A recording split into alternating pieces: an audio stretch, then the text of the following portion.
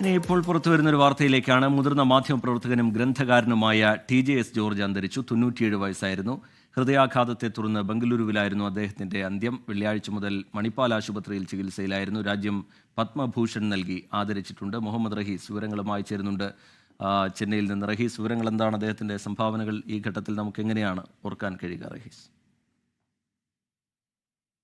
റജിൻ അല്പസമയം മുൻപ് ബംഗളൂരുവിലെ വസതിയിൽ വെച്ചായിരുന്നു, മണിപ്പാൽ ഹോസ്പിറ്റലിൽ വെച്ചായിരുന്നു അദ്ദേഹത്തിന്റെ അന്ത്യം. 4:30 ഹൃദയാഘാതത്തെ തുടർന്ന് അന്ത്യമുണ്ടായി എന്നുള്ള വിവരമാണ് ഇപ്പോൾ പുറത്തു വരുന്നത്. ഏറ്റവും മുതിർന്ന ഒരു മാധ്യമ പ്രവർത്തകനും ഗ്രന്ഥകാരനും ഒക്കെയാണ് TJS ജോർജ്. 97 വയസ്സായിരുന്നു. ഈ പ്രായാധിക്യത്തെ തുടർന്ന് കഴിഞ്ഞ കുറച്ച് നാളുകളായി ചില അവശതകളൊക്കെ ഉണ്ടായിരുന്നു. അപ്പോൾ അങ്ങനെ കഴിഞ്ഞ വെള്ളിയാഴ്ച മുതൽ ഇത്തരത്തിൽ ആശുപത്രിയിൽ ചികിത്സയിലുമൊക്കെ ആയിരുന്നു. അതിനുശേഷമാണ് ഇപ്പോൾ അദ്ദേഹം മരിച്ചു എന്നുള്ള വിവരം, വളരെ വിഷമമുണ്ടാക്കുന്ന വിവരങ്ങൾ പുറത്തു വരുന്നത്. അദ്ദേഹത്തിന്റെ സംഭാവനകൾ എടുത്തു പറയുകയാണെങ്കിൽ അതെപ്പോഴും ഈ ഒരു ഗ്രന്ഥകാരൻ എന്നുള്ള നിലയിലായാലും മാധ്യമപ്രവർത്തകൻ എന്നുള്ള നിലയിലായാലും ഒക്കെ വളരെയധികം അത് എടുത്തു പറയേണ്ട ഒന്നുകൂടിയാണ്. അദ്ദേഹം മദ്രാസ് ക്രിസ്ത്യൻ കോളേജിൽ നിന്നാണ് ഗ്രാജുവേഷൻ നേടിയത്. അതിനുശേഷം ദ ഫ്രീ പ്രസ് ജേണലിൽ മുംബൈയിൽ അദ്ദേഹത്തിന്റെ കരിയർ തുടങ്ങുന്നതും 1950-കളിലാണ് അദ്ദേഹത്തിന്റെ കരിയർ തുടങ്ങുന്നത്. അതിനുശേഷം ഇന്ത്യൻ എക്സ്പ്രസിന്റെ എഡിറ്റോറിയൽ അഡ്വൈസർ ഒക്കെ ആയിട്ട് അദ്ദേഹം പ്രവർത്തിച്ചിരുന്നു. ഏഷ്യ വീക്കിന്റെ ഫൗണ്ടിംഗ് എഡിറ്ററാണ്.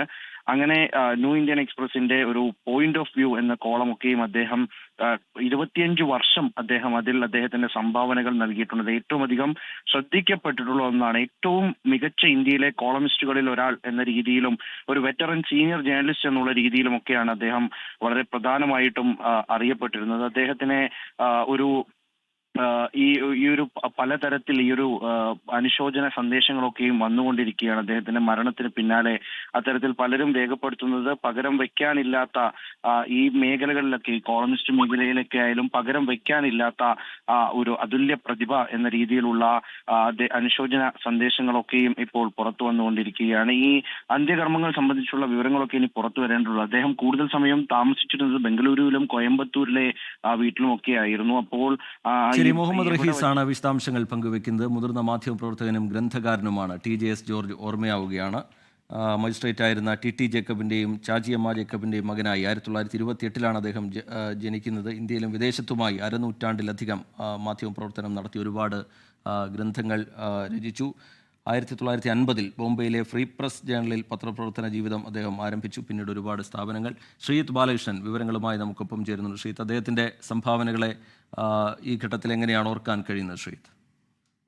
സ്വതന്ത്ര ഇന്ത്യയിലെ ഏറ്റവും ശ്രദ്ധേയരായ പ്രഗത്ഭരായ മാധ്യമപ്രവർത്തകരിൽ ഒരാളാണ് ഇന്ന് അന്തരിച്ചിരിക്കുന്ന TJS ജോർജ്. ഒരുപക്ഷെ കേരളം ലോകത്തിന്, ഭാരതത്തിന് ഒക്കെ സംഭാവന ചെയ്തിട്ടുള്ള ഏറ്റവും മഹാന്മാരായ പത്രപ്രവർത്തകരിൽ ഏറ്റവും സുപ്രധാനമായ പങ്ക് വഹിച്ചിട്ടുള്ള ഒരാളാണ് അദ്ദേഹം. സ്വതന്ത്ര ഇന്ത്യയിൽ ആദ്യമായി അറസ്റ്റ് ചെയ്യപ്പെട്ട ഒരു പത്രപ്രവർത്തകൻ എന്ന രൂപത്തിലാണ് അദ്ദേഹത്തെ അറിയപ്പെടുന്നത്. 1950-കളിൽ മുംബൈയിലെത്തിയ അദ്ദേഹം അതിനുശേഷം ലോകമെമ്പാടും, ഇപ്പോൾ ഹോങ്കോങ്ങിലടക്കം പ്രസിദ്ധീകരിച്ചുകൊണ്ടിരിക്കുന്ന ഏഷ്യ വീക്കിലടക്കം അദ്ദേഹത്തിൻ്റെ സംഭാവനകളുണ്ട്. ആ ഏഷ്യ വീക്കിൻ്റെ തുടക്കകാലം മുതൽ അദ്ദേഹം അതിലുണ്ട്.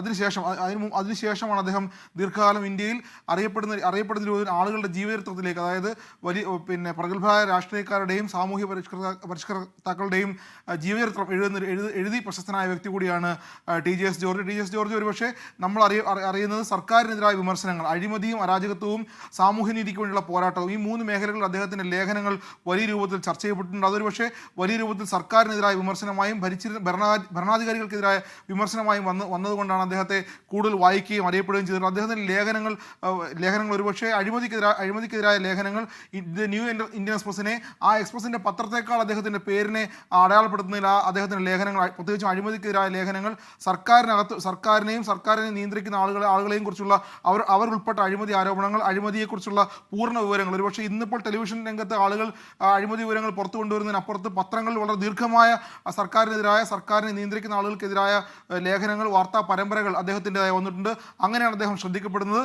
ഒരുപക്ഷെ ഈ സമീപകാലത്ത് പോലും അദ്ദേഹത്തിൻ്റെ നിരവധി ലേഖനങ്ങൾ ന്യൂ ഇന്ത്യൻ എക്സ്പ്രസിൻ്റെ എഡിറ്റോറിയലിനെ നിയന്ത്രിക്കുന്ന രൂപത്തിൽ, അല്ലെങ്കിൽ വാർത്തകളെ നിയന്ത്രിക്കുന്ന രൂപത്തിൽ, വാർത്തകളെ വ്യാഖ്യാനിക്കുന്ന രൂപത്തിൽ അദ്ദേഹത്തിൻ്റെ ലേഖനങ്ങൾ ശ്രദ്ധയാകർഷിച്ചിട്ടുണ്ട്. അദ്ദേഹത്തിൻ്റെ മകൻ ജീത് തയ്യിൽ കൂടി ലോകം അറിയുന്ന സാഹിത്യകാരൻ കൂടിയാണ്. അദ്ദേഹത്തെ അങ്ങനെ വലിയ രൂപത്തിൽ രാജ്യത്തിന് സംഭാവന ചെയ്ത, ഭാരതത്തിന് സംഭാവന ചെയ്ത ഒരു വ്യക്തി കൂടിയാണ്.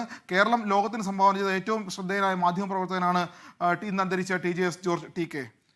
സ്വതന്ത്ര ഭാരതത്തിൽ അഭിപ്രായ സ്വാതന്ത്ര്യം ഉപയോഗിച്ചതിൻ്റെ പേരിൽ ആദ്യമായി ജയിലിലടയ്ക്കപ്പെട്ട പത്രാധിപർ കൂടിയാണ് TJS. പട്നയിൽ സെർച്ച് ലൈറ്റ് എന്ന പത്രത്തിൻ്റെ പത്രാധിപരായിരിക്കുമ്പോഴാണ് സംഭവം ഉണ്ടാകുന്നത്. ഒരുപാട് പ്രമുഖരുടെ VK Krishna Menon, MS Subbulakshmi, Nargis, Pothan Joseph, Lee Kuan Yew തുടങ്ങിയ മഹാന്മാരുടെ ജീവചരിത്രങ്ങളും അതുപോലെ സ്വന്തം ഓർമ്മക്കുറിപ്പായ ഘോഷയാത്രയും ഉൾപ്പെടെ ഇംഗ്ലീഷിലും മലയാളത്തിലുമൊക്കെയായി നിരവധി ഗ്രന്ഥങ്ങൾ കൂടി അദ്ദേഹം നമുക്ക് സമ്മാനിച്ചിട്ടുണ്ട് എന്ന കാര്യം കൂടി ഈ ഘട്ടത്തിൽ ഓർക്കുകയാണ്. ലോകത്തെവിടെയായാലും ഏത് സമയത്തും 24 വാർത്തകളും ഓഗ്മെന്റഡ് റിയാലിറ്റി പാക്കേജുകളും എക്സ്പ്ലെയിനറുകളും വിശദമായി കാണാൻ ഞങ്ങളുടെ YouTube ചാനൽ നിങ്ങൾക്ക് സബ്സ്ക്രൈബ് ചെയ്യാം.